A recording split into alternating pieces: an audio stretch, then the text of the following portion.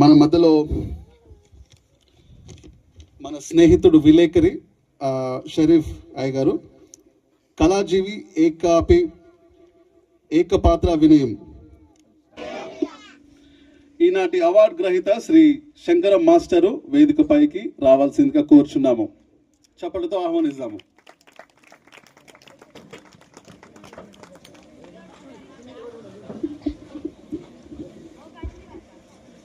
సభాయై నమః. కళాకారులకు,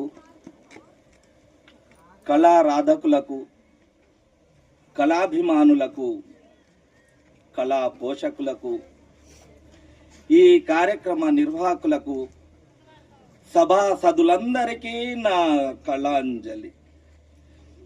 రాష్ట్ర ప్రభుత్వం ప్రకటించిన ఈ అవార్డును అందుకోవడానికో లేక మీ అందరి సమక్షంలో జరుగుతున్న సన్మానాన్ని స్వీకరించడానికో నేను ఇక్కడికి వచ్చానని మీరంతా అనుకుంటున్నారు. అంతకంటే ముందుగా కళారంగం గురించి, కళాకారుల గురించి మీకు విషయం చెప్పాలనుకుంటున్నాను.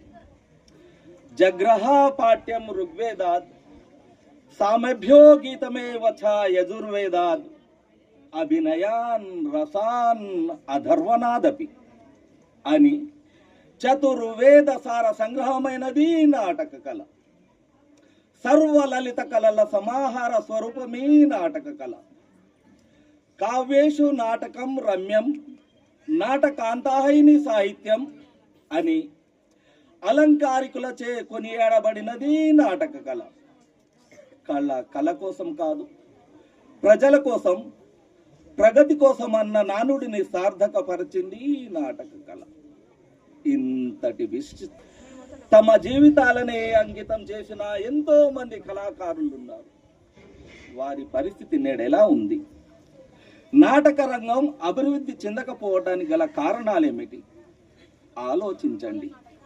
ఈ సమాజంలో దారుణ కష్ట నష్టాలకు, అమిత వేధింపులకు, వేదనకు గురవుతున్న ఎంతో మంది కళాజీవుల జీవితాలను మీకు పరిచయం చేయడానికి, అందులో ఒకటైన నా జీవితాన్ని మీ ముందు పరుస్తున్నాను.